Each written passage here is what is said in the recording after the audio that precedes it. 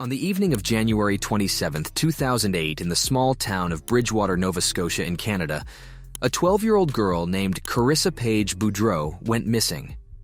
Around 8:30 p.m., police received a call from her mother, Boudreau Penny, that her daughter was missing.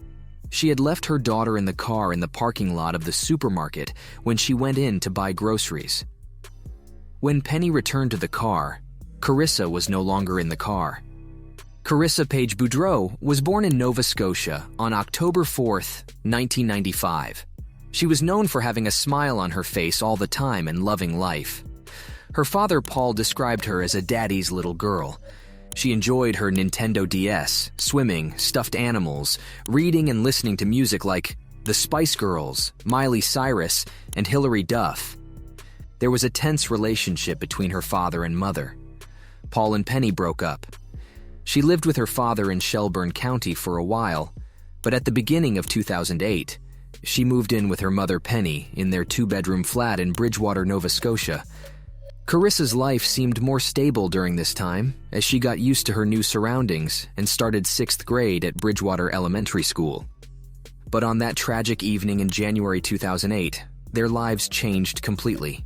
Carissa and her mother Penny got into a fight while they were stopped outside the Bridgewater Mall.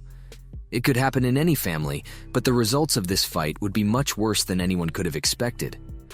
Carissa chose to stay in the car while her mother went into a nearby store. Penny went away for about 15 minutes, and when she came back, Carissa was gone.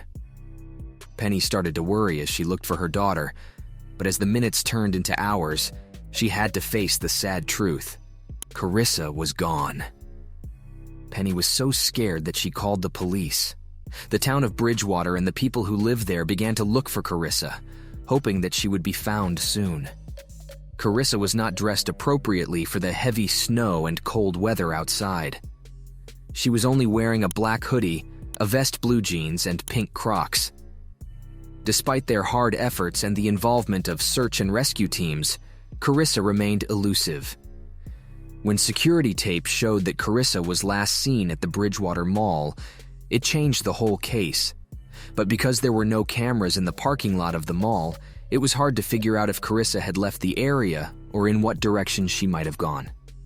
As the days turned into weeks, the town of Bridgewater became filled with worry and doubt.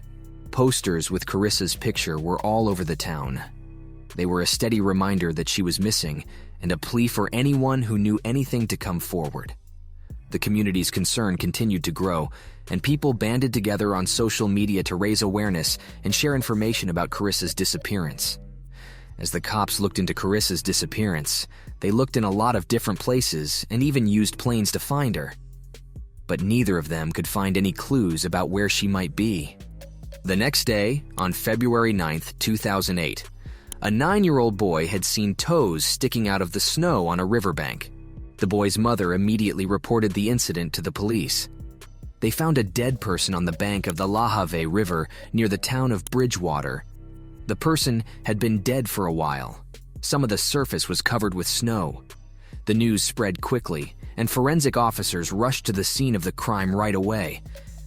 The sad news about what was found was also told to Carissa's family. A few days later, Carissa's dental records proved that the body found was hers, and an autopsy confirmed that the cause of death was suffocation and strangulation. The people of Bridgewater were shocked when Carissa was killed because it was the first murder in the town in over 20 years. When 3 Bridgewater residents were taken into custody and questioned by the police, the investigation went in a new direction. But in the end, none of the 3 people were charged with anything, which left the community even more confused than before. When Carissa's mother, Penny, was suspected of having something to do with her daughter's death, the case got even worse. Neighbors said that Penny and her boyfriend Vernon got into a fight in their flat. Their fight was loud and scary, with screaming and threats that could be heard through the walls. Investigators were very worried that Carissa's family might have had something to do with her death after this happened. The police arrested both, Vernon and Penny, on the 14th of February, but as there was not enough evidence to lay charges, they were released the following day. Police began to feel that Penny and Vernon were involved in the murder. With these reasons, they start an undercover operation called Mr. Big.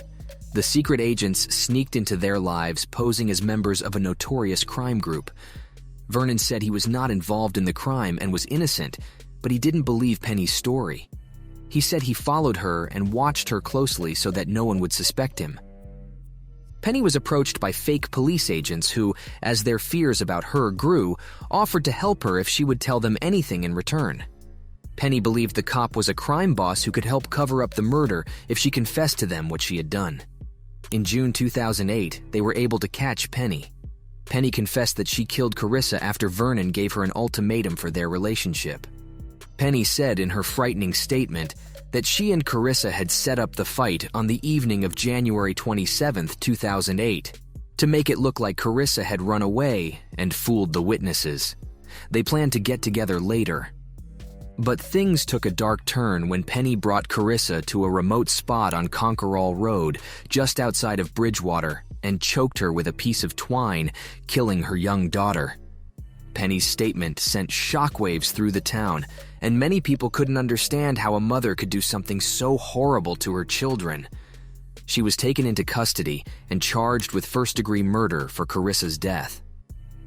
On June 14, 2008, Penny was arrested and officially charged with first-degree murder. She went to court for the first time, and as the charges were read, she couldn't stop crying. Penny went to court again on December 4, 2008, where a plea deal was made. She pleaded guilty to second-degree murder instead of first-degree murder to get out of a long trial. When the judge read the verdict, she told Penny that she would spend the rest of her life in prison and that she would not be able to get out for 20 years from the day she was caught. As a whole, the community and Karissa's family were very sad and angry, and her weak words of regret in court did nothing to make them feel better. The tragedy that occurred in Bridgewater, Nova Scotia's quiet streets, had a lasting impression on the little community. The loss of Karissa, who had a radiant smile and aspirations of becoming a veterinarian, left a vacuum in the hearts of all who knew her. Although Karissa is no longer with us, her memory endures as an example of courage, determination, and the steadfast pursuit of truth and justice. Thanks for watching, and subscribe if you want to watch more videos like this.